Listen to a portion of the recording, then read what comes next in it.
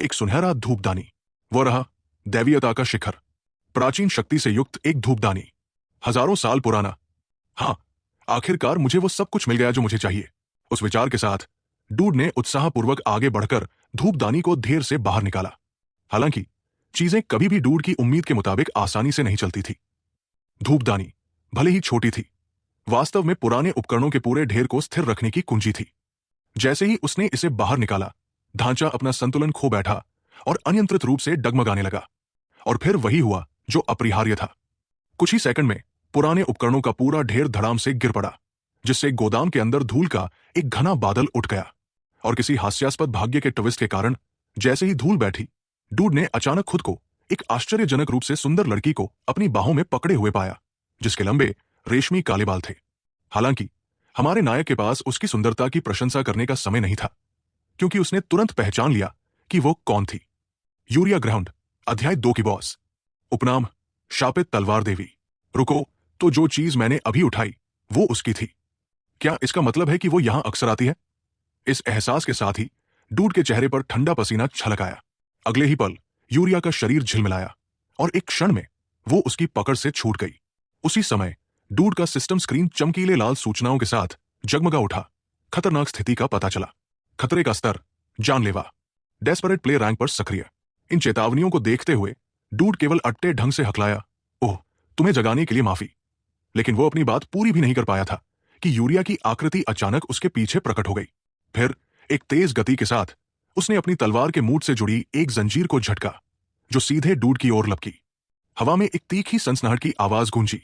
एक ही झटके में उसकी तलवार ने उसके सामने के लकड़ी के क्रेट्स को इस तरह चीर दिया जैसे वे कुछ हो ही नहीं।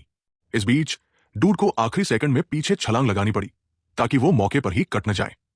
यूरिया के जबरदस्त बिजली की तरह तेज हमलों का सामना करते हुए डूड के शरीर के हर बाल खड़े हो गए।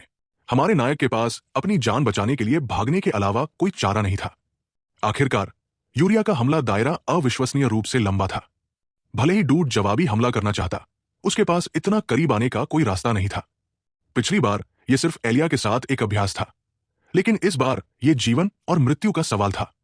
भले ही उसके पास विशेष ग्रेड की क्षमताएं थी, उसका शरीर अभी भी दर्द महसूस करता था। यह महसूस करते हुए डूड जानता था कि वो हमेशा के लिए भागता नहीं रह सकता। इसलिए अपनी जान बचाने की हताश कोशिश में उसने अपने हाथ उठाए और उसे शांत करने की कोशिश की। यह एक गलतफहमी है, मेरा उसका कोई मतलब नहीं था, कृपया बस। लेकिन दूसरी ओर यूरिया ने उसकी एक भी बात नहीं सुनी। एक निर्मम मशीन की तरह वो अपनी जंजीर हथियार को लगातार झटकती रही। उसकी तलवार ने जमीन को इतना बुरा हाल कर दिया कि वो अब युद्ध क्षेत्र जैसी भी नहीं दिखती थी। इस बीच डूड वास्तव में मौत के साथ नाच रहा था। हर हमले को कुछ इंच के फासले से मुश्किल से चकमा दे रहा था। लेकिन चाहे वो कितनी भी तेजी से हिले, हर चीज की अपनी सीमाएं होती है। जल्द ही यूरिया ने उसे पूरी तरह से एक कोने में धकेल दिया। फिर उसने अचानक अपनी तलवार को भयानक गति के साथ आगे फेंका। हथियार हवा में मिसाइल की तरह चीरा। हालांकि किसी अकथनीय कारण से ठीक उससे पहले कि तलवार डूड के चेहरे को भेद देती, वो हवा में अचानक रुक गई, जैसे कि किसी अदृश्य शक्ति ने उसे रोक लिया हो। कोई और चारा न होने पर यूरिया ने तलवार को वापस अपनी ओर खींच लिया। इस विचित्र घटनाक्रम के बारे में खैर डूड ने पहले से ही इसकी भविष्यवाणी कर ली थी। वो ठीक ठीक जानता था कि उसे टुकड़ों में कटने से बचने के लिए क्या करना है। यह सब यूरिया पर लगे एक शाप के कारण था। 3 और आधा कदम, उस दायरे में कदम रखने वाला कोई भी दुश्मन मर जाता, कोई अपवाद नहीं। लेकिन बदले में वो खुद एक भी कदम आगे नहीं बढ़ सकती थी। यही उसके शाप की प्रकृति थी। उस पल यूरिया ने अपनी तलवार डूड की ओर इशारा किया और फुसफुसाई, क्या तुम एक कदम आगे बढ़ने का कष्ट करोगे? दूसरी ओर डूड ने तुरंत उसकी मंशा को भांप लिया और बिना हिचकिचाहट के इनकार कर दिया। मैं ऐसा क्यों करूंगा? ताकि तुम मुझे काट सको। बिल्कुल सही। यूरिया ने तथ्यात्मक रूप से सिर हिलाया। उसका गंभीर चेहरा देखकर डूड लगभग डर के मारे कांप उठा। इससे निकलने का कोई रास्ता नहीं है ना? ठीक उसी पल जब यह विचार डूड के दिमाग में आया, यूरिया के पेट से एक अजीब सी आवाज गूंजी। तुरंत ही यूरिया के चेहरे पर हल्का गुलाबी रंग छा गया। वो स्पष्ट रूप से शर्मिंदा थी। लेकिन हमारे नायक के लिए यह भागने का एक सुनहरा अवसर था। रुको जरा, ये उसका इलाका है, एक ऐसी जगह जहां वो खुद को सबसे अलग रखती है। यहां तक कि प्रशिक्षक भी यहां अक्सर नहीं आते। इस एहसास के साथ डूड ने स्थिति को परखने का फैसला किया। अरे, क्या तुम एक कुकी चाहोगी? बोलते हुए उसने अपनी स्टैमिना रिकवरी कुकीज की एक मुट्ठी निकाली उन्हें चारा जैसे पेश करते हुए। लेकिन यूरिया को इतनी आसानी से बेवकूफ नहीं बनाया जा सकता था। उसने थोड़ा तुनक कर स्पष्ट रूप से चिढ़ते हुए कहा, मैं इसके झांसे में नहीं आऊंगी। क्या तुम मुझे खाने से रिश्वत देने की कोशिश कर रहे हो? डूड ने हालांकि बहस करने की जहमत नहीं उठाई।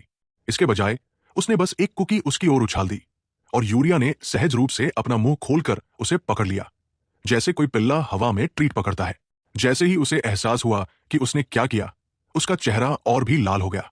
ये एक गलती थी, उसने अट्टे ढंग से बुदबुदाया, स्पष्ट रूप से घबराई हुई। दूसरी ओर डूड उसकी प्रतिक्रिया से जरा भी हैरान नहीं हुआ। भूख हमें सबको मूर्ख बना देती है। भूखे इंसान से कोई तर्क नहीं किया जा सकता। इसलिए यह सुनिश्चित करने के बाद कि तलवारबाज ने पेट भर खा लिया, डूड ने आखिरकार राहत की सांस ली। फ्यू, मैं बस इतने करीब था मरने से। उसके पीछे यूरिया खाना चबाते हुए बोली, लेकिन तुम हो कौन और यहां क्यों आए हो? बेशक डूड ये खुलकर स्वीकार नहीं कर सकता था कि वो चोरी करने आया था। इसलिए उसका दिमाग तेजी से काम करने लगा और उसने मौके पर ही एक विश्वसनीय बहाना गढ़ लिया। मुझे तुम्हारे लिए खाना लाने के लिए कहा गया था। किसी ने तुमसे मेरी देखभाल करने के लिए कहा? यूरिया ने अपनी आंखें सिकोड़ ली, स्पष्ट रूप से संदेह करते हुए, और आगे की व्याख्या का इंतजार करने लगी। इस बीच डूड पहले से ही अपनी अगली चाल की योजना बना रहा था, सोचते हुए यह भविष्य में काम आ सकता है। गेम में मुझे इतनी जल्दी यूरिया से मिलने की कोई उम्मीद नहीं थी। इस बात को ध्यान में रखते हुए उसने अपनी एक्टिंग जारी रखी। ओह हाँ, चिंता मत करो, तुम्हारी बहन पवित्र साम्राज्य में ठीक है। सम्राट अभी कुछ समय तक तुम दोनों पर ध्यान नहीं देगा, लेकिन तुम्हें पता है कि तुम्हें अभी छिपे रहना होगा। मैं बाद में वापस आऊंगा। बोलते समय उसकी यादों की एक लहर उभरी, जिसमें तलवारबाज के अतीत के टुकड़े सामने आए। यूरिया मूल रूप से पवित्र राष्ट्र से थी।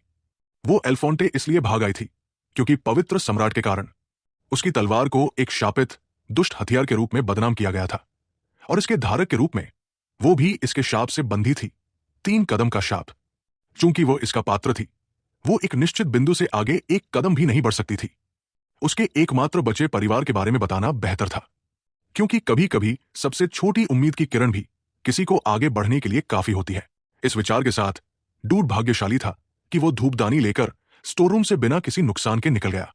समय तेजी से बीता और अगले दिन तक नए छात्र एक ऊंची पर्वत चोटी पर इकट्ठा हो गए। उनके सामने सुनहरे बालों वाली एक आश्चर्यजनक रूप से सुंदर प्रोफेसर खड़ी थी। एक चमकदार मुस्कान के साथ उसने दूर की संरचनाओं की ओर इशारा किया और समूह को संबोधित किया।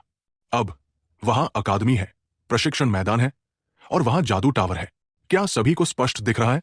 कुछ दिनों में नए छात्रों के अभिविन्यास समारोह के दौरान आपको अपनी प्राथमिक और द्वितीयक विशेषज्ञताएं चुननी होंगी।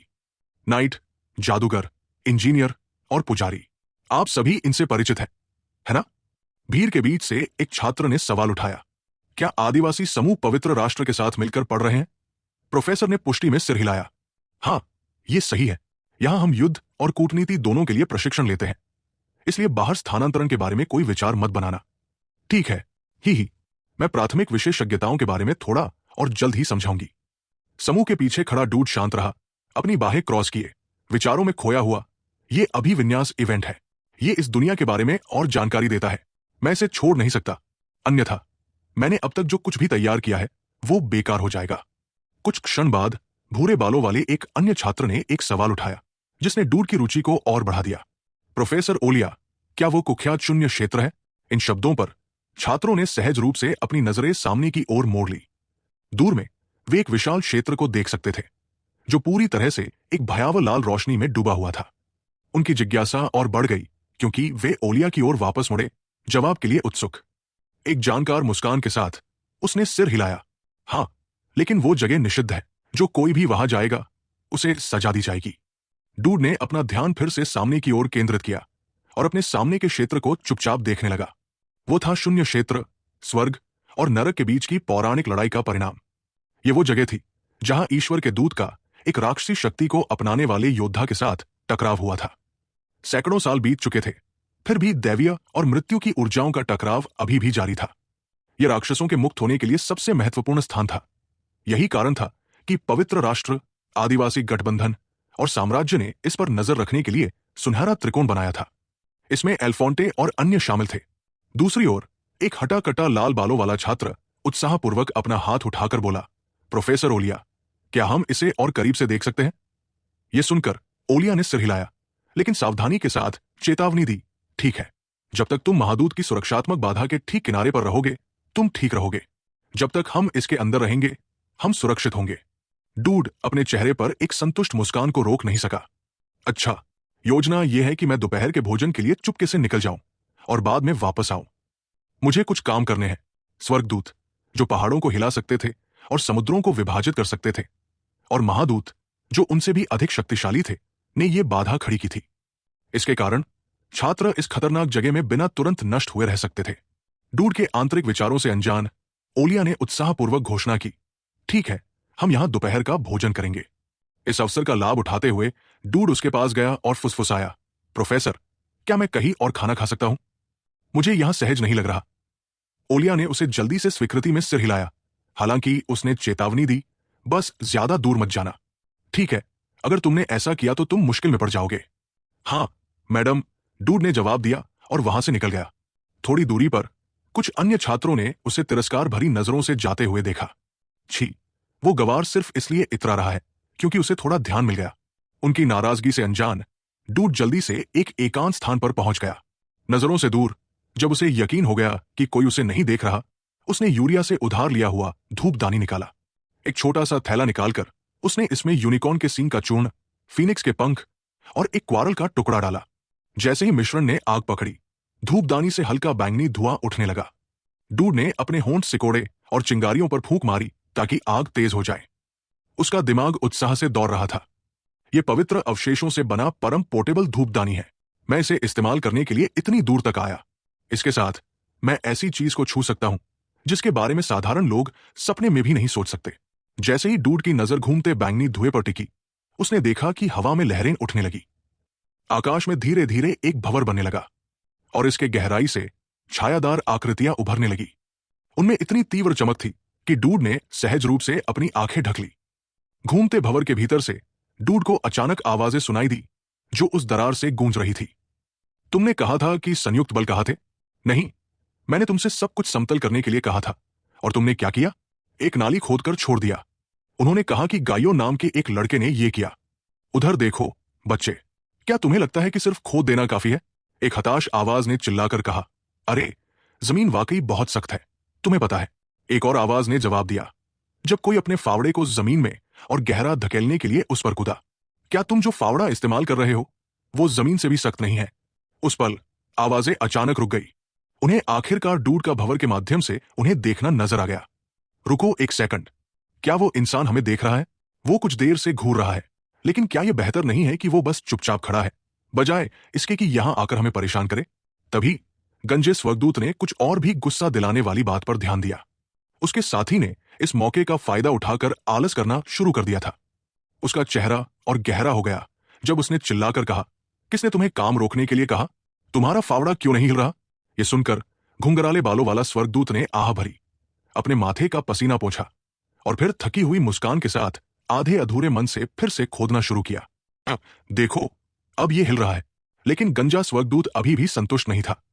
उसने गरज कर कहा, ऐसे नहीं, तुम्हें इसे समान रूप से फैलाना होगा। खोदना बंद करो, मूर्ख। पोर्टल के दूसरी ओर डूड चुपचाप खड़ा रहा, स्वर्गदूतों को जमीन खोदते हुए इस विचित्र दृश्य को देखता रहा।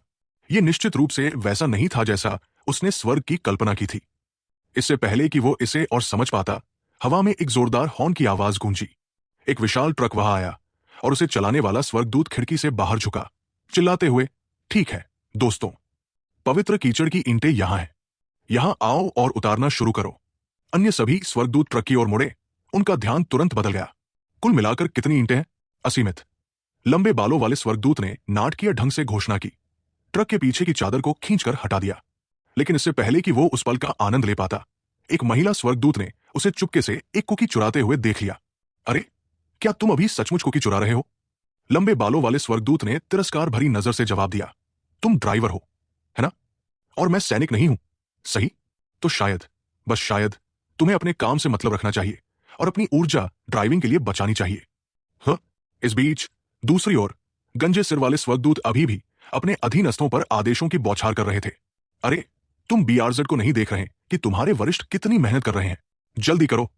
यह सुनकर घुंघराले बालों वाला स्वर्गदूत तेजी से दौड़ा, ईंट ढालने के हिस्से में जगह पकड़ने की उम्मीद में। कम से कम यह मिट्टी खोदने से आसान लगता था। और इसका मतलब था कि उसे अपने वरिष्ठों की लगातार चिल्लाहट नहीं सुननी पड़ेगी। ओह, स्वर्ग को धन्यवाद। प्रथम श्रेणी व्यापारी एजार, उन ईंटों को मेरे हवाले कर दो। एक अन्य कोने में एक युवा स्वर्गदूत ने अपने दस्ते के कप्तान को एक ईंट सौंपी और पूछा, कप्तान, क्या खाने की आपूर्ति अभी तक नहीं आई? कप्तान ने थकी हुई आह भरी, माफ करो, लेकिन रास्ते में परिवहन ट्रक खराब हो गया। वे इसे ठीक करने की कोशिश कर रहे हैं, तो इसमें थोड़ा समय लगेगा। बस थोड़ा और धैर्य रखो। वापस डूड की ओर, जो इस अराजक दृश्य को देख रहा था, वो केवल एक अटपटी मुस्कान ही दे सका। तो यही कारण है कि स्वर्गदूतों के पास हमेशा मानव दुनिया में उतरने का समय नहीं होता। हाँ, अगर मुझे इस पूरी स्थिति का वर्णन करना हो, तो ये मूल रूप से सेना जैसा है। उनके पास दस्ते हैं, रैंकिंग सिस्टम है, और अनगिनत आदेश इधर उधर फेंके जा रहे हैं। तो इस गेम की दुनिया का अपना आंतरिक तर्क है। दूसरी बात, मुझे पता था कि तुम अध्याय 2 के बाद तक स्वर्गदूतों के साथ बातचीत नहीं कर सकते, और फिर भी उच्च रैंकिंग स्वर्गदूतों से व्यक्तिगत रूप से मिलना और भी अधिक समय लेता है। लेकिन मुझे ठीक ठीक पता है कि वे क्या चाहते हैं। ये कुछ अविश्वसनीय रूप से सरल है। इस विचार के साथ डूड ने अपने सामने स्वादिष्ट व्यंजनों का एक भोज आराम से बिछा दिया। फिर अपनी आवाज को इतना ऊंचा किया कि कुछ खास लोग सुन सकें। वो चिल्लाया, वाह, खाने के लिए धन्यवाद। दूसरी ओर स्वर्गदूतों का समूह तुरंत सावधान हो गया, या यूं कहें, उनका पूरा ध्यान डूड द्वारा अभी अभी पेश किए गए स्वादिष्ट भोज की ओर स्थानांतरित हो गया। वो लड़का अभी भी हमें देख रहा है। रुको, वो क्या पकड़े हुए है? वो वाकई इसका आनंद ले रहा है। हाँ, क्या हम उससे एक टुकड़ा मांग सकते हैं?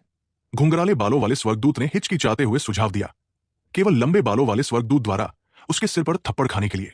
तुम्हें अभी तक मानव क्षेत्र में उतरने का अधिकार भी नहीं मिला है। तुम अब किसके बारे में सपने देख रहे हो? अपने हाथ तेजी से चलाओ। डूड के लिए, वो जानता था कि ये स्वर्गदूत अपनी हड्डियां तोड़कर काम कर रहे थे, और वे भूखे थे। इसलिए एक विनम्र और आमंत्रण भरे लहजे में उसने पुकारा, प्रिय स्वर्गदूतों, कृपया इतनी भारी मेहनत करने से पहले अच्छी तरह खाना सुनिश्चित करें। मुझे डर है कि आप थकावट से ढह न जाए। और बस ऐसे ही उसके शब्दों ने जैसे किसी विश्व नियम को सक्रिय कर दिया। एक पल में डूड के सामने का सारा खाना गायब हो गया, केवल पोर्टल के पार स्वर्गदूतों के हाथों में फिर से प्रकट होने के लिए। इस चमत्कार को देखते ही स्वर्गदूत खुशी से चमक उठे। यहां तक कि हमेशा चिड़चिड़ा रहने वाला गंजा स्वर्गदूत भी मुस्कुराए बिना नहीं रह सका जब उसने समूह को संबोधित किया। ये लड़का, हाँ ठीक है, सब लोग 10 मिनट का ब्रेक। स्वर्गदूतों ने अपनी नई मिली भोज की जांच में कोई समय बर्बाद नहीं किया। बस कुछ रोल केक। रुको, यहां स्टेक भी है। वाह, कितना विचारशील इंसान। उनकी खुशी को देखकर डूड ने संतुष्टि के साथ अपनी ठुड्डी सहलाई। इस दुनिया के नियम मेरी दुनिया से पूरी तरह अलग है। मेरा वह एक भोजन उन सभी के लिए काफी था। समय तेजी से बीता, क्योंकि स्वर्गदूतों ने हर टुकड़े को खा लिया। एक बार जब वे खत्म कर चुके थे, गंजा स्वर्गदूत संतुष्ट मुस्कान के साथ पीछे झुका, फिर डूड की ओर मुड़ा और स्वीकृति में सिर हिलाया। हाँ, यह वाकई मजेदार था। हमारे जैसे मजदूरों के लिए एकदम सही भोजन। फिर अचानक उसने डूड की ओर इशारा किया और कहा, ठीक है, इसे यहां लाओ। हाँ, क्या लाओ? डूड ने जिज्ञासा से पूछा। तुम्हारे पास वाला धूपदानी, बिल्कुल। स्वर्गदूत ने जानकार मुस्कान के साथ कहा, तुमने हमारे लिए यह सब तब तक नहीं किया होता जब तक कि तुम्हें बदले में कुछ न चाहिए होता। सही, मैं इसे तुम्हारे लिए आशीर्वाद दूंगा। अब जल्दी करो और इसे यहां लाओ। डूड ने एक सेकंड के लिए भी हिचकिचाहट नहीं की। वो तुरंत धूपदानी को पोर्टल के और करीब ले गया। जोरदार हंसी के साथ गंजे सिर वाले स्वर्गदूत ने अपने हाथों को ताली बजाकर जोड़ा। ठीक है, तो बताओ, तुम क्या चाहते हो? बस हद से ज्यादा मत मांगना, समझे? मैं तुम्हारी अपेक्षाओं को पूरा करने की पूरी कोशिश करूंगा। यह सुनकर डूड स्तब्ध रह गया। सब कुछ उसकी अपेक्षा से कहीं अधिक आसानी से हो रहा था। रुको, सचमुच? मुझे तो सौदेबाजी भी नहीं करनी पड़ी। मेरे पास तो एक पूरी सौदेबाजी की रणनीति तैयार थी। क्या मुख्य कहानी में कोई और साइड क्वेस्ट इतना आसान है? वो मन ही मन इस बात पर आश्चर्य कर रहा था कि सब कुछ कितनी सहजता से अपने स्थान पर आ गया था। हालांकि इससे पहले कि डूड कोई सवाल भी पूछ पाता, गंजे सिर वाले स्वर्गदूत ने, जैसे कि उसने उसका दिमाग पढ़ लिया हो, बोलना शुरू किया। तुम सोच रहे हो कि मैं तुम्हारे साथ इतना अच्छा व्यवहार क्यों कर रहा हूं? किसी और के साथ क्यों नहीं, है ना? मैं इसे समझा सकता हूं। उसका लहजा पूर्ण निश्चय से भरा था। वो आगे बोला, मैं देख सकता हूं कि तुम अच्छी तरह से सूचित हो। तुम्हारे पास एक दिलचस्प कौशल है, लेकिन तुम इसे विकसित करने में विफल रहे। इसे थोड़ा सा भी पोषित करने का प्रयास तुम्हें भविष्य में बड़े लाभ देगा। तुम्हें अब इस पर काम शुरू कर देना चाहिए। यह सुनकर डूड ने स्वर्गदूत की तीक्ष्ण नजरों के नीचे कठिनाई से निकला। क्या यह किसी तरह का दूरदर्शन है? जरूर ऐसा ही होगा। एक ही नजर में वो हर चीज की असली प्रकृति को समझ लेता है। क्या वो उस उपहार की बात कर रहा है? क्या वो मेरे गुण, बुराई के प्रति स्नेह की बात कर रहा है? स्वर्गदूत ने डूड की आंतरिक घबराहट की परवाह न करते हुए बस अपनी बात जारी रखी। वो उपहार तुम्हें जितना लगता है उससे कहीं अधिक शक्तिशाली है। हालांकि तुम इसे कैसे परिष्कृत करते हो और उपयोग करते हो, ये पूरी तरह तुम पर निर्भर है। इसके कारण तुम एक राक्षस के चंगुल में फंस जाओगे, जो निर्मम है लेकिन अजीब तरह से स्नेहपूर्ण भी। यह सुनकर डूड का पेट बैठ गया। कमबख्त, मुझे पता था। जिस क्षण मैंने उस धूपदानी को सील किया, मैंने सभी संभावित परिदृश्यों का अनुमान लगा लिया था। मुझे जीवित रहने के लिए इष्टतम कौशल मार्ग ढूंढना होगा। जब डूड अपने विचारों में डूबा हुआ था, गंजे सिर वाले स्वर्गदूत ने कुछ अप्रत्याशित किया। एक पल में उसका पूरा स्वरूप बदल गया। वो बीहड़, चिड़चिड़ा बूढ़ा आदमी गायब हो गया। अब डूड के सामने एक युवा, चमकदार आकृति खड़ी थी, जिसके लंबे, लहराते बाल थे। पास में एक मानव पर्यवेक्षक, जो लापरवाही से देख रहा था, तुरंत डर से जम गया। लेकिन स्वर्गदूत ने केवल मुस्कुराकर कहा, तुम आश्चर्यजनक रूप से शांत हो, है ना? मैं एक महान व्यक्ति को बनते हुए देख रहा हूं। मुझे लगता है कि मुझे चिंता करने की कोई जरूरत नहीं है। ठीक है, तो आशीर्वाद पूरा हुआ? हाँ, पहले से ही? डूड ने हैरानी से पलकें झपकाई। उसने स्वर्गदूत को किसी भी तरह का अनुष्ठान या जादू करते नहीं देखा था।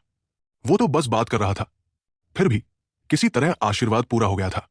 हैरान परेशान डूड ने बस जवाब दिया, शुक्रिया। इस बीच इस बातचीत को देख रहे एक अन्य स्वर्गदूत ने आगे बढ़कर पूछा, सर्जेंट, आप एक साधारण इंसान को यह सब क्यों बता रहे हैं?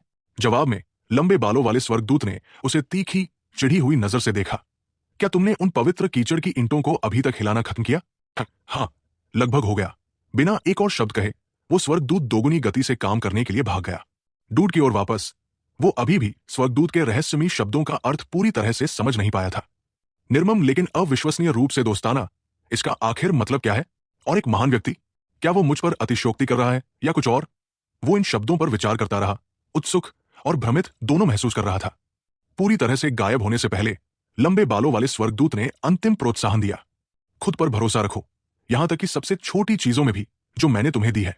और इसके साथ ही डूड के सामने का भव्य द्वार गायब हो गया। चुपचाप खड़ा रह गया। डूड ने स्वर्गदूत के शब्दों को अपने दिमाग में फिर से दोहराया, मैं तो बस जीवित रहने की कोशिश कर रहा था। यह एक स्वर्गदूत की चेतावनी थी। मुझे इसे गंभीरता से लेना चाहिए। अपने बचे हुए विचारों को झटक कर उसने अपना ध्यान धूपदानी पर केंद्रित किया, ताकि यह जांचा जाए कि इसे किस तरह का आशीर्वाद मिला था। लगभग तुरंत ही कई सूचना स्क्रीन उसकी आंखों के सामने चमक उठीं। पवित्र धूपदानी, रैंक सी, दूसरे संसार की दैवीय शक्ति से युक्त एक पवित्र अवशेष। इसमें 2 क्षमताएं हैं।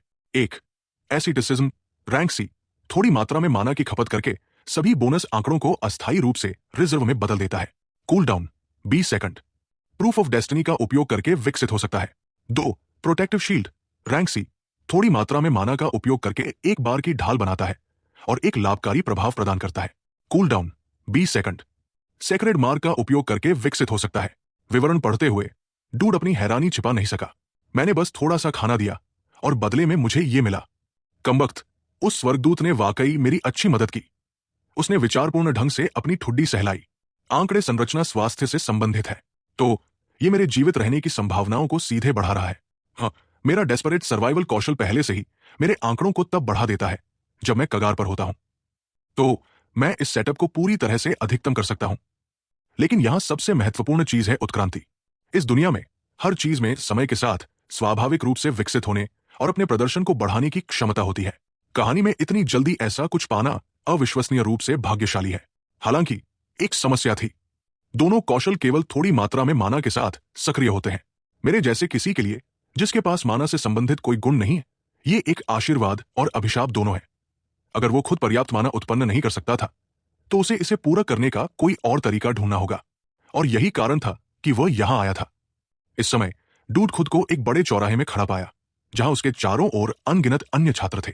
उसके सामने खड़ा एक व्यक्ति हताशा में आह भरा, स्पष्ट रूप से डूड की अनमनी अवस्था से चिढ़ा हुआ। क्या विचलित होना तुम्हारा कोई कौशल है या कुछ और? तुमने कहा था कि तुम 2 लोगों की टीम बनाना चाहते हो, है ना? तुम्हें पता है इसका क्या मतलब है ना? तो तुम्हारा साथी कहाँ है? डूड ने हालांकि पूर्ण आत्मविश्वास के साथ मुस्कुराया।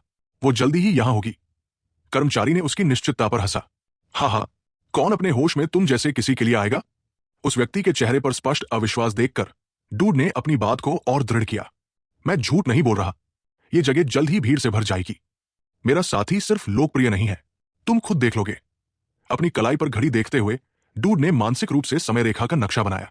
अगर कहानी उम्मीद के मुताबिक आगे बढ़ रही है तो उसे अभी के आसपास पहुंचना चाहिए।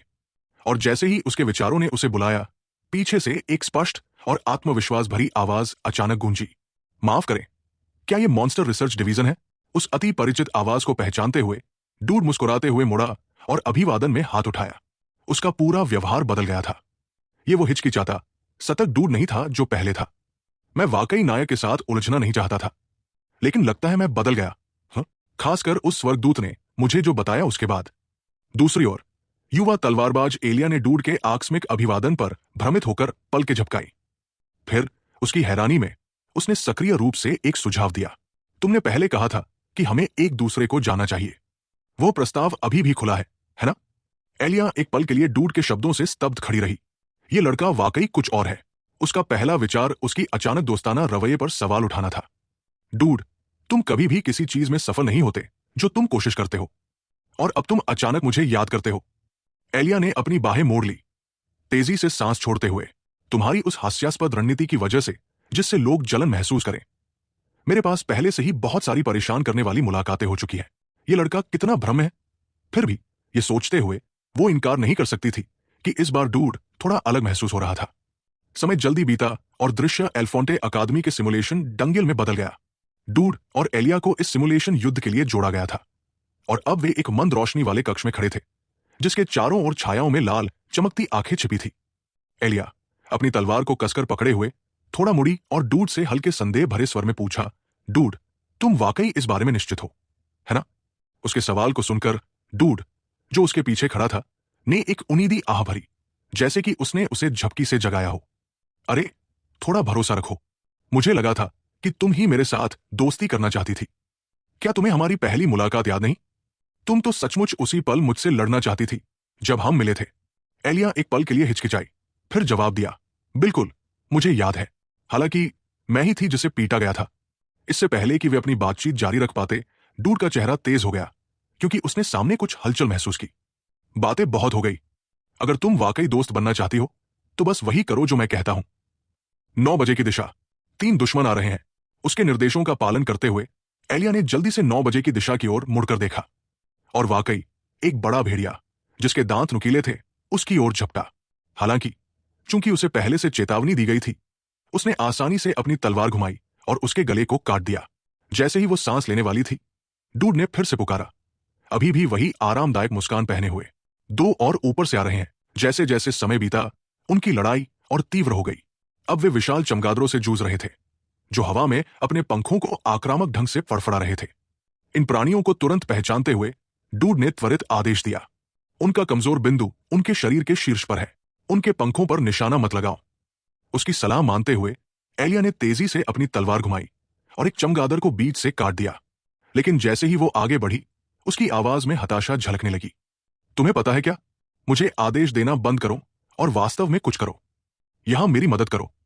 डूड ने उसकी शिकायतों को पूरी तरह से नजरअंदाज करते हुए अपनी अंतहीन निर्देशों की धारा जारी रखी। 2 खंजर आ रहे हैं, बाएं और दाएं। बस उन्हें हटाओ। दांत पीसते हुए एलिया ने अपनी तलवार से दोनों खंजरों को जल्दी से हटा दिया, इससे पहले कि वो अपनी स्थिति भी संभाल पाती। डूड ने फिर से एक और आदेश दिया, अच्छा काम। अगला, तुम्हारे दाएं तरफ एक लकवाग्रस्त गैस का जाल है, इसे अभी नष्ट करो। 3, 2, 1, झुको। और मेरी दिशा से तीर आ रहे हैं। एलिया ने किसी तरह आने वाले हमले से बचने में कामयाबी हासिल की, लेकिन डूड के निर्देशों की निरंतर गति उसे थकाने लगी थी। जैसे कि यह पर्याप्त नहीं था, डूड ने फिर से एक और चेतावनी दी, सावधान, पीछे से हमला आ रहा है। एलिया ने समय रहते प्रतिक्रिया दी, अपनी तलवार को ठीक समय पर उठाकर एक विशाल एकाक वाले राक्षस के हमले को रोका। हमले की जबरदस्त ताकत ने उसे पीछे की ओर खिसका दिया। उसका शरीर संतुलन बनाए रखने के लिए जूझ रहा था, और अब वो गुस्से में थी। उसकी सांसें तेज और हांफती हुई थी, क्योंकि उसकी हताशा चरम पर पहुंच गई थी। तुम्हें पता है, अगर तुम्हें यह सब पहले से पता है तो क्या तुम मुझसे बेहतर काम नहीं कर सकते? अगर हम वास्तव में एक साथ लड़े तो हम कहीं तेजी से लेवल अप कर सकते हैं। उसके पीछे डूड ने बस अपनी गर्दन के पीछे खुजलाया, उसकी शिकायतों से पूरी तरह से बेपरवाह दिखते हुए। ऐसा नहीं था कि वो मदद नहीं करना चाहता था, बात यह थी कि वो शारीरिक रूप से ऐसा नहीं कर सकता था। देखो, मुझे मदद करना अच्छा लगेगा, वाकई, लेकिन बस एक छोटी सी समस्या है। फिर पूरी तरह से भावहीन चेहरे के साथ उसने बम फोड़ा। मैं एक कचरा स्तर का पात्र हूं जिसके सभी आंकड़े एफ रैंक पर अटके हुए हैं। मैं सचमुच कुछ नहीं कर सकता। स्थिति को समझाते हुए, चूंकि ये एक सिमुलेशन युद्ध था, इसमें कोई हत्या का इरादा शामिल नहीं था। इस वजह से डूड का डेस्परेट सर्वाइवल कौशल सक्रिय नहीं हो रहा था। ये राक्षस केवल कृत्रिम संरचनाएं थे जो पहले से प्रोग्राम किए गए कार्यों का पालन करती थी। और चूंकि डेस्परेट सर्वाइवल कोई सर्वशक्तिमान कौशल नहीं था, डूड जानता था कि उसे वास्तविक युद्ध में टिकने के लिए जल्दी से अपने आधार आंकड़ों को बढ़ाना होगा। इस विचार को ध्यान में रखते हुए उसने चुपचाप खुद को याद दिलाया। इस बीच सामने की पंक्ति में खड़ी एलिया ने जोर से चिल्लाया, जैसे कि खुद को उत्साहित कर रही हो। चलो इसे करते हैं। फिर अपनी तलवार को कसकर पकड़ते हुए वो डूड की ओर तीव्र नजरों के साथ सीधे दौड़ी। ये देखकर डूड की आत्मविश्वास भरी मुस्कान तुरंत जम गई। रुको, क्या मैं वाकई इतना भयानक इंसान हूं? हालांकि उसका अनुमान पूरी तरह से गलत था। एलिया उस पर हताशा से हमला करने नहीं आ रही थी। इसके बजाय वो उसकी रक्षा कर रही थी, क्योंकि उसी क्षण एक राक्षस डूड के पीछे चुपके से आ रहा था। सौभाग्य से एलिया ने समय रहते प्रतिक्रिया दी। एक ही तरल झटके में उसने एक आंख वाले जानवर का सिर काट दिया। डूड को समय पर बचा लिया। एक पल के लिए डूड पूरी तरह से अवाक रह गया, लेकिन इससे पहले कि वो ये भी समझ पाता कि क्या हुआ, अचानक दोनों तरफ से रंगीन फीतों का विस्फोट हवा में हुआ। उसी समय एक बधाई संदेश गूंजा। अविश्वसनीय गति, आपने एक नया रिकॉर्ड तोड़ा है। यह सुनकर एलिया की आंखें अविश्वास में चौड़ी हो गई। वो पूरी तरह से भ्रमित चेहरे के साथ डूड की ओर मुड़ी। रुको, क्या? मैं अकेले लड़ रही थी और फिर भी मैंने रिकॉर्ड तोड़ा, लेकिन ये तो दो खिलाड़ियों की चुनौती है। आखिर हुआ क्या? जवाब में डूड ने बस एक लापरवाह मुस्कान दी। शायद किस्मत या कुछ और। वैसे भी अगला क्षेत्र और कठिन होने वाला है। अच्छा काम करते रहो। शुभकामनाएं, टिल्डा। उसके लापरवाह रवैये ने तुरंत एलिया के गुस्से को भड़का दिया। उसके दांत भिंच गए और उसकी आंखें उसे उसी जगह गला घोंटने की इच्छा से जल उठीं। इस बीच विशेष अवलोकन कक्ष में, एक मंद रोशनी वाले कक्ष के अंदर, प्रोफेसरों का एक समूह डूड और एलिया की लड़ाई को जादुई प्रक्षेपण स्क्रीन के माध्यम से देख रहा था। उनके प्रदर्शन की समीक्षा करने के बाद जादूगर की पोशाक पहने एक महिला, प्रोफेसर पर्सी, जो जादू विभाग की प्रमुख थी, ने स्वीकृति में सिर हिलाया। लगता है हमें अगले साल सिमुलेशन युद्धों के लिए बजट बढ़ाना होगा। तुम्हें नहीं लगता, कॉनराड? जवाब में उसके बगल में बैठे प्रोफेसर कॉनराड ने लापरवाही से एक अन्य संकाय सदस्य के सिर पर हाथ रखा और जवाब दिया, शायद इसे डिजाइन विभाग ने विकसित किया था, है ना? कॉनराड ने अपनी आंखों में हल्की सी मस्ती की चमक के साथ और जोड़ा, लगता है मेरी किस्मत अच्छी है। जिस व्यक्ति पर मैं नजर रख रहा था वो पहले से ही खुद को साबित कर रहा है। यह सुनकर पर्सी ने उत्सुकता से अपनी भौहें उठाई। ओह, तुम उसका मतलब ले रहे हो? अगले इम्तिहान के लिए चुनी गई लड़की? लेकिन कॉनराड ने केवल हंसते हुए जवाब दिया, नहीं, वो नहीं। उसकी नजर जादुई स्क्रीन की ओर वापस मुड़ी, थोड़ा सिकुड़ते हुए। मेरा मतलब है उससे, डूड कैंपबेल। यह सुनकर पर्सी ने डूड को और करीब से देखने के लिए मुड़कर देखा। कुछ सेकंड बाद उसने अस्वीकृति में भौहें सिकोड़ ली। वो धोखेबाज? क्या वो योद्धा उम्मीदवार का फायदा नहीं उठा रहा? दूसरी ओर कॉनराड ने एक गहरी आह भरी। वो पहले से ही समझ गया था कि पर्सी को बिल्कुल भी समझ नहीं आया। यही तो जादूगरों की समस्या है, जो अपनी छड़ी घुमाने में बहुत समय बिताते हैं। फिर अपनी बाहें क्रॉस करते हुए उसने समझाया, एक योद्धा उम्मीदवार अकेले कभी रिकॉर्ड नहीं तोड़ सकता। किसी सामान्य पर्यवेक्षक के लिए यह लगता है कि योद्धा उम्मीदवार अधिक मजबूत है और युद्ध का नेतृत्व कर रहा है, लेकिन वो कुंजी है। उसकी स्थिति, उसके कॉल का सटीक समय, उसका सहज समर्थन, उसकी हर एक क्रिया लगभग डरावने स्तर की सटीकता दिखाती है। ऐसा लगता है जैसे वो पहले 1000 बार युद्ध क्षेत्र में रहा हो। इसके बारे में सोचते हुए कॉनराड मुस्कुराए बिना नहीं रह सका। अरे पर्सी, शर्त लगाने के बारे में क्या ख्याल है? दृश्य परिवर्तन, डूड और एलिया का स्थान। अचानक प्रशिक्षण हॉल के स्पीकरों से एक आवाज गूंजी, ये कॉनराड वाल्टाडोर, नाइट विभाग का प्रमुख। आप दोनों को देखने के बाद मुझे काफी दिलचस्पी हो गई। प्रोफेसर पर्सी और मैंने एक शर्त लगाई है। हम देखना चाहते हैं कि क्या आप दोनों हमारा, जो हमने नए छात्रों के रूप में बनाया था, रिकॉर्ड तोड़ सकते हैं। अगर आप सफल हुए तो आप पर्सी से कोई भी अनुरोध कर सकते हैं। हालांकि अगर यह बहुत अधिक दबाव लगता है तो मैं आपको मजबूर नहीं करूंगा। आपने जो रिकॉर्ड पहले ही बनाया है वो भी एक प्रभावशाली उपलब्धि है। ईमानदारी से कहूं तो हमारा पुराना रिकॉर्ड तोड़ना लगभग असंभव है। कॉनराड के बोलने से पहले ही डूड ने तुरंत शर्त को स्वीकार कर लिया। कोई समस्या नहीं, हम ये कर सकते हैं। उसके इतनी जल्दी सहमति देने पर एलिया ने उसे हैरानी से घूरा। इस बीच दूर से देख रही पर्सी ने तंज भरे लहजे में हंसी उड़ाई। ओह, इसे देखो। लेकिन कॉनराड को उसके व्यंग्यात्मक लहजे की परवाह नहीं थी। इसके बजाय उसने बस कहा, मैं शर्त लगाता हूं कि वो जीतेगा। फिर थोड़ा आगे झुकते हुए उसने घोषणा की, ठीक है, तो शुरू करो। दृश्य परिवर्तन, प्रशिक्षण मैदान। अभी एल्नोर की करीबी दोस्त शिकायत कर रही थी, तुम्हें हाल में क्या हो गया है? मैं समझती हूं कि तुम यहां कुछ भाप निकालने आई थी, लेकिन तुम हद से ज्यादा कर रही हो। सचमुच, तुम्हें आखिर हो क्या गया है? प्रशिक्षण हॉल के सामने पसीने से तरबतर एल्नोर ने आखिरकार जवाब दिया, मुझे कुछ याद करना है। जब मैं बच्ची थी, मेरी मां ने मुझे यह तकनीक सिखाई थी, लेकिन मैं इसे भूल गई, इसलिए मैं शुरू से शुरुआत कर रही हूं। ट्रिस्टन रक्तरेखा में एक राक्षस रहता था। इस अंधेरे अफवाह के दो पहलू थे। एक, मानव सीमाओं से परे एक अलौकिक प्रतिभा। दूसरा, अचानक पागलपन के क्षण, अनियंत्रित हिंसा के विस्फोट और धीरे धीरे उनके विवेक का पतन। यही कारण था कि भले ही ट्रिस्टन वंशज अभूतपूर्व ऊंचाइयों तक पहुंचे, उनके बाद के वर्ष लगभग हमेशा दुखद होते थे। उस पल जब एल्नोर पानी पी रही थी, उसकी करीबी दोस्त ने अचानक पूछा, यह गंभीर तो नहीं है ना? एल्नोर ने बस सिर हिलाया, चिंता करने की कोई जरूरत नहीं, मुझे कोई फर्क नहीं पड़ता। सचमुच? तुम्हें यकीन है? उसकी सहायक को यकीन नहीं हुआ, जिससे एल्नोर थोड़ा चिढ़ गई। मैंने कहा ना, मुझे अभी कुछ भी परेशान नहीं कर सकता। यह सुनकर उसकी दोस्त ने तुरंत एक बम फोड़ा। तुमने जो जानकारी तुरंत रिपोर्ट करने को कहा था, मुझे अभी एक जूनियर से यह पता चला। डूड कैंपबेल वर्तमान में अगले सत्र की योद्धा उम्मीदवार एलिया, जिसके साथ उसने पहले लड़ाई की थी, के साथ जोड़ा गया है। एल्नोर की भौहें थोड़ा सिकुड़ गई। तुम्हारा मतलब है कि वे दोनों एक जोड़ी हैं? उसकी सहायक ने सिर हिलाया। हां, शायद इसलिए कि सिमुलेशन मैच के लिए दो लोगों की टीम की जरूरत थी। दूसरी ओर एल्नोर ने अपनी आंखें बंद की, एक पल के लिए खुद को शांत करने के लिए। फिर उसने एक लंबी सांस छोड़ी। समझी, मुझे वहां ले चलो। उसकी दोस्त की आंखें हैरानी से चौड़ी हो गई।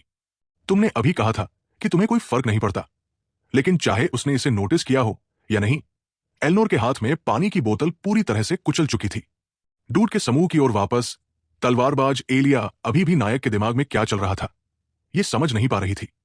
उसने प्रोफेसर कॉनराड की चुनौती को बहुत आसानी से स्वीकार कर लिया था। आखिरकार उसने पूछा, तुम आखिर क्या योजना बना रहे हो? मुझे पता है कि तुम कुशल हो, लेकिन फिर भी क्या वाकई हर समय के रिकॉर्ड को चुनौती देना इसके लायक है? हां, डूड का शांत जवाब बिना किसी हिचकिचाहट के आया। इससे एलिया ने उसे गहरे संदेह के साथ घूरा। तुम्हारा आत्मविश्वास वाकई कुछ और है। क्या इसके लिए कोई कारण भी है? बेशक, डूड इस गेम का एक अनुभवी खिलाड़ी था। यह तथाकथित चुनौती उसके लिए केवल एक छोटा सा टेस्ट थी। कृत्रिम राक्षस एक्समान गति पैटर्न का पालन करते हैं। अगर मैं सिर्फ उनके कमजोर बिंदुओं का फायदा उठाऊं तो यह आसान होगा, लेकिन मैं उसे यह नहीं बता सकता। इसलिए इसके बजाय उसने लापरवाही से जवाब दिया, क्योंकि तुम मेरे साथ हो। एलिया के गाल हल्के गुलाबी हो गए और उसने बुदबुदाया, अविश्वसनीय। अवलोकन कक्ष में प्रोफेसर कॉनराड ने देखा कि दोनों तैयार थे। उन्होंने जादुई स्पीकर के माध्यम से बोला, यह कॉनराड है, क्या आप दोनों तैयार हैं? तैयार, डूड और एलिया ने एक साथ जवाब दिया। यह सुनकर नाइट संकाय के प्रोफेसर ने सिर हिलाया। बिल्कुल सही। अब एक आखिरी सेटिंग को समायोजित करना है। कठिनाई स्तर, जितना ऊंचा तुम इसे सेट करोगे, उतने ही अधिक अंक तुम कमाओगे। बिना एक पल की हिचकिचाहट के डूड ने तुरंत उच्चतम कठिनाई का अनुरोध किया। उसके बगल में जादू संकाय की प्रोफेसर पर्सी ने भौहें सिकोड़ ली। अपनी भौहों को एक साथ जोड़ते हुए बुदबुदाई, मुझे विश्वास नहीं होता। मुझे उनकी ऊर्जा पसंद है, लेकिन यह बहुत ज्यादा है। उच्चतम कठिनाई व्यावहारिक रूप से वास्तविक युद्ध है। इस चुनौती से उनकी मृत्यु हो सकती है। डूड ने उनकी शिकायत सुनी और लापरवाही से जवाब दिया, फिर भी मुझे लगता है कि इसे आजमाना इसके लायक है। प्रोफेसर कॉनराड ने डूड के अटल आत्मविश्वास को देखा। एक पल के लिए वो हिचकिचाए, फिर उन्होंने अपना निर्णय लिया। ठीक है, चलो इसे उनके तरीके से करते हैं। तुरंत बाद प्रोफेसर कॉनराड ने आधिकारिक रूप से सिमुलेटेड युद्ध प्रणाली को सक्रिय किया। अखाड़े में तेज यांत्रिक आवाजें गूंजी। एलिया का सुंदर चेहरा अब पसीने से तर था। उसकी नसें तनाव में थी। यह देखकर डूड ने बस मुस्कुराया और उसे आश्वस्त करने के लिए मुड़ा। चिंता मत करो योद्धा उम्मीदवार, जो हो गया सो हो गया। इस बीच प्रोफेसर पर्सी ने एक सहायक द्वारा ताजा परोसी गई चाय की चुस्की ली। फिर भी गर्म पेय के बावजूद उनका लहजा ठंडा रहा। मुझे तुम पर विश्वास नहीं, कॉनराड। जवाब में प्रोफेसर कॉनराड ने बस कंधे उचकाए। क्या यह तुम्हारा पहली बार है? क्या हमने पिछले नए छात्रों के लिए ठीक यही नहीं किया था? हालांकि पर्सी को यकीन नहीं हुआ। इसके बजाय उनकी हताशा बढ़ गई। लेकिन ये अलग है। इस बार उनकी वास्तव में मृत्यु हो सकती है। उनके विपरीत कॉनराड शांत रहे। बस इंतजार करो और देखो प्रोफेसर पर्सी। मुझे यकीन है कि उसके इतने आत्मविश्वास का कोई कारण है, और अगर चीजें बहुत खतरनाक हो गई तो हम हमेशा हस्तक्षेप कर सकते हैं। बीप। सिस्टम घोषणा। स्लॉटर मोड सक्रिय हो गया है। अपने आप को साबित करो नए छात्रों। ऊपर से हर तरह के अनगिनत राक्षस उतरे। उनकी रक्तपिपासु नजरें डूड और एलिया पर टिक गई। इस भयानक दृश्य को देखकर एलिया ने अपने जबड़े कस लिए और गाली दी। कमबख्त, चलो करते हैं। इस बीच डिजाइन संकाय का एक कर्मचारी अंदर ही अंदर रो रहा था। हमारा डिजाइन संकाय बर्बाद हो गया। डूड के लिए जितने खतरनाक राक्षस थे, वो उतना ही रोमांचित महसूस कर रहा था। उसी क्षण सिस्टम ने एक लाल चेतावनी चमकाई। खतरा, खतरे का स्तर जानलेवा। एक साथ डूड का निष्क्रिय कौशल डेस्परेट प्ले अधिकतम तीव्रता पर सक्रिय हो गया। उसका पूरा शरीर ऊर्जा से भर उठा। बिना एक पल की हिचकिचाहट के उसने अपनी तलवार को एक चकाचौंध भरे चाप में घुमाया, सीधे ऊपर से गिर रहे एक गैंडे जैसे जानवर पर निशाना साधते हुए। परिणाम, एक एकल प्रकाश का झटका, और राक्षस का विशाल सिर तुरंत कट गया। यह देखकर अवलोकन कक्ष में बैठे प्रोफेसर कॉनराड खुद को रोक नहीं पाए। उन्होंने पूरी ताकत से चिल्लाया, मुझे पता था, यही वह चीज है जिसकी मुझे तलाश थी। तुमने ये देखा पर्सी? उनके पीछे प्रोफेसर पर्सी उनकी इस उत्तेजना से इतनी चौंक गई कि उन्होंने अपनी चाय उगल दी, जबकि डिजाइन विभाग के व्यक्ति की आंखें लगभग बाहर निकल आई। उसी समय तलवारबाज एलिया ने डूड की जबरदस्त ताकत देखी और उसकी सारी चिंताएं जैसे गायब हो गई। डूड, मुझे पता था। इस बीच प्रोफेसर पर्सी जल्दी से स्क्रीन की ओर दौड़ी, हैरानी में डिस्प्ले को घूरते हुए। उन्होंने हकलाते हुए कहा, रुको एक मिनट। कैसे? ये कैसे संभव है? अभी कुछ देर पहले वो पूरी तरह से बेकार था। प्रोफेसर कॉनराड ने मुस्कुराते हुए अपनी बाहें क्रॉस की। मुझे लगता है कि वो सिर्फ दिखावा कर रहा था, लेकिन मैं तुम्हें दोष नहीं देता। अगर मुझे उसके कौशल परिवर्तन के बारे में नहीं पता होता तो मैं भी तुम्हारी तरह ही प्रतिक्रिया देता। जैसे जैसे समय बीतता गया, राक्षस और मजबूत होते गए, और वैसे ही वो भी। ये समानांतर विकास था। उस क्षण से युद्ध पूरी तरह से डूड और एलिया के पक्ष में झुक गया। प्रशिक्षण कक्ष के अंदर राक्षसों की संख्या तेजी से कम होने लगी। एक ओर एलिया ने अपनी तलवार को एक विशाल लाल मकड़ी के शरीर में गहराई तक घूम दिया। उसे मजबूती से पकड़े हुए उसने चिल्लाया, करो डूड। बिना हिचकिचाहट के डूड ने एलिया के कंधे को आधार बनाकर खुद को हवा में उछाला। बेदाग निष्पादन के साथ उसने ट्रिस्टन की तलवार तकनीक का इस्तेमाल किया। लाल मकड़ी के शरीर पर अनगिनत बिजली सी तेज कट लगाते हुए उसे पलक झपकते ही टुकड़ों में बदल दिया। जानवर अपनी कड़वी हार को स्वीकार करने के अलावा कुछ नहीं कर सका। अन्य राक्षसों के साथ गिरते हुए जैसे ही उन्होंने अंतिम प्रहार किया, कक्ष में एक जोरदार सिस्टम घोषणा गूंजी। बधाई हो, यह शक्ति का एक स्मारकीय प्रदर्शन है। डूड कैंपबेल, एलिया क्रिक्सनैक्स, आप दोनों ने सर्वकालिक रिकॉर्ड सफलतापूर्वक तोड़ दिया है। हालांकि यह अभी खत्म नहीं हुआ था।